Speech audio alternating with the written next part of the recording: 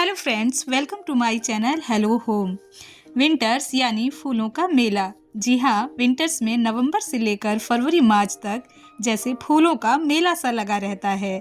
जिधर देखो उधर फूल ही फूल नज़र आते हैं और फूलों को चाहने वाले, उन्हें पसंद करने वाले की चाहत होती है कि फूलों की मेले की रौनक उनकी बगिया में भी सजी रहे और इसी चाहत से वो मेले से कुछ रौनक अपनी बगिया के लिए खरीदने चल पड़ते हैं। तो आज का विषय यही है कि जब हम रौनक को अपनी बगिया के लिए खरीदने जाएं, यानी कि फ्लावर प्लांट्स को खरीदने जाएं, तो किन बातों का ध्यान रखें। इस वीडियो में मुख्य रूप से 4 विषय पर ध्यान रखने की सलाह दी जाएगी और साथ में एक बोनस टिप्स भी दिया जाएगा। सबसे पहला विषय कि किस तरह का प्लांट अभी हमें खरीदना है। तो फ्रेंड्स, अभी आप सिर्फ और सिर्फ सीजनल फ्लावर प्लांट ही खरीदें। जो परमानेंट फ्लावर प्लांट हैं उसे अभी अवॉइड करें। साथ ही आपको ध्यान देना है कि जिन फ्लावर प्लांट्स में अभी फ्लावर्स नहीं खिले हैं या जिनमें सिर्फ कलियां बनी है वही प्लांट खरीदें। पूरी तरह से खिला हुआ प्लांट अभी ना खरीदें क्योंकि उसके फ्लावर्स बहुत जल्दी स्पेंट हो जाएंगे। पूरी तरह से खिला हुआ प्लांट नहीं खरीदना है। दूसरा विषय है कि प्लांट की हेल्थ कैसी होनी चाहिए। तो यहाँ पर 2 प्लांट से आप इसे साफ साफ समझ पाएंगे। दोनों को एक साथ रखकर मैं आपको दिखाती हूँ। ये है सिनेरेरिया का प्लांट। दोनों ही एक ही फैमिली, एक ही प्रजाति और एक ही समय का खरीदा हुआ एक ही प्लांट है। दोनों की हेल्थ में आप देख पा रहे होंगे बहुत ज़्यादा अंतर है। ये एकदम खिला खिला सा और ये वाला मुरझाया हुआ सा। इसके पत्ते आप देख रहे हैं कैसे नीचे की तरफ लटक गए हैं। पानी की कमी नहीं है, ना ही सूखा है ना ही गीला। ये एकदम परफेक्ट है। दोनों की मिट्टी एक ही साथ खरीदा हुआ एक ही समय का प्लांट है, लेकिन एक की हेल्थ गड़बड़ है और एक की हेल्थ अच्छी है। तो जब भी आप प्लांट खरीदें तो इस बात का ध्यान रखें कि प्लांट जो अच्छा खिला हुआ हो उसे खरीदें। इस तरह का मुरझाया हुआ प्लांट ना खरीदें। इस तरह के ध्यान रखने से आप अच्छे प्लांट का चुनाव कर पाएंगे और आपके गार्डन में प्लांट ज़्यादा लंबे समय तक चल पाएंगे और ज़्यादा से ज़्यादा फ्लावरिंग कर पाएंगे, जिसका आनंद आप पूरे समय के अंत तक ले पाएंगे। अगर प्लांट खराब होगा तो वो बहुत जल्द खराब हो जाएंगे और उसका आनंद भी आप नहीं ले पाएंगे। तीसरा विषय है कि प्लांट को किस दर पर खरीदें, यानी प्लांट का कितना प्राइस होना चाहिए जब हम उसे खरीदें। तो जैसे कि आप यहाँ अलग अलग प्लांट देख रहे हैं, तो एक तो डिपेंड करता है कि अलग अलग प्लांट का अलग अलग रेट होता है।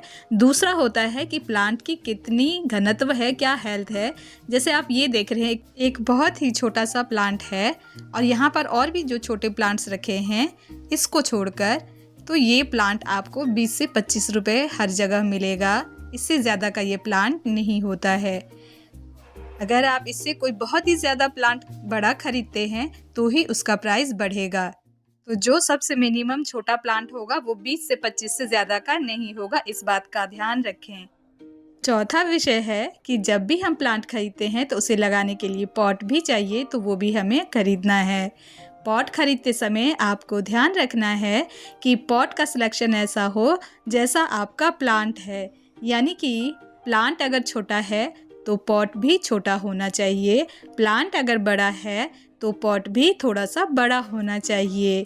तो जैसे कि आप ये छोटे प्लांट देख रहे हैं, उसके लिए ये 5 से 6 इंच वाला पॉट सफिशिएंट है। अगर जैसे ये आप सिनेरेरिया का प्लांट देख रहे हैं तो ये इस तरह के 8 इंच वाले पॉट में बहुत अच्छे से खुश होकर बढ़ते हैं और फ्लावरिंग करते हैं। तो इस सभी छोटे प्लांट्स के लिए छोटा पॉट और थोड़े से बड़े के लिए थोड़ा सा बड़ा पॉट भी आप ले सकते हैं। जैसे ये रेड कलर वाला है, क्योंकि इसका फैलाव ज़्यादा है, इसका कम। तो आप थोड़े से फैलाव वाले प्लांट जो होते हैं, जो फैलते ज़्यादा हैं, तो उन्हें आप रेड वाले पॉट में लगा सकते हैं। और बाकी जो कम फैलते हैं, जैसे आप यहाँ पर गजानिया वगैरह देख रहे हैं, तो उसे आप 5-6 इंच वाले पॉट में लगा सकते हैं। तो प्लांट खरीदते समय जिन 4 विषयों पे हमें ध्यान देना है उसके बारे में हमने बात कर ली। आशा है कि आप ये समझ पाए होंगे मेरी बातों से और मैं आपको समझा पाई होंगी। अगर आप इन 4 विषयों पर ध्यान दे पाए तो आप बहुत ही प्यारा सा अपना गार्डन सेटअप कर सकते हैं और इन फ्लावर प्लांट्स का आनंद पूरे समय तक ले पाएंगे। जैसा कि मैंने आपसे बताया था कि एक बोनस टिप्स भी मिलेगा, तो यहाँ पर ये बोनस टिप्स है कि इन प्लांट्स को जब हम नर्सरी से लेकर आ जाएं तो उन्हें लगाना कैसे है उसके बारे में बात करेंगे।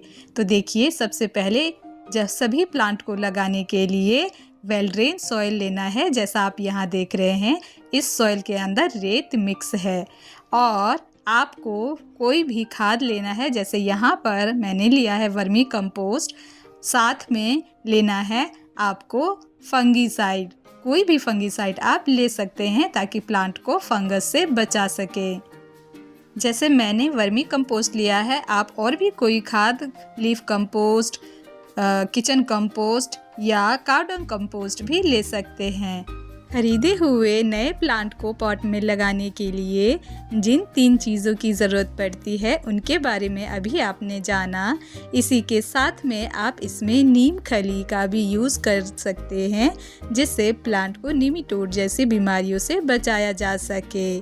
इन 4 चीज़ों को मिलाकर अगर आप अपने प्लांट के लिए सॉइल मीडिया तैयार करेंगे तो आपका प्लांट लंबे समय तक स्वस्थ रहकर ढेरों फूल प्रोवाइड करता रहेगा।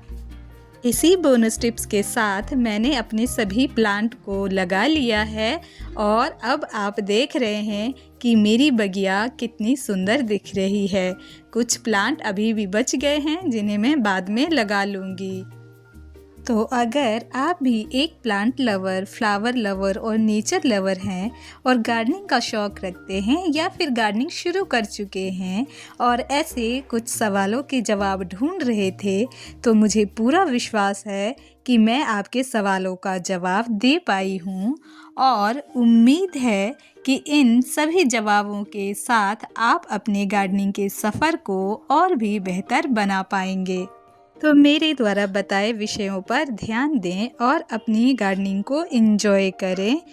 गार्डनिंग से रिलेटेड अगर आपके पास और भी कोई सवाल हैं तो आप कमेंट के ज़रिए मुझसे पूछ सकते हैं।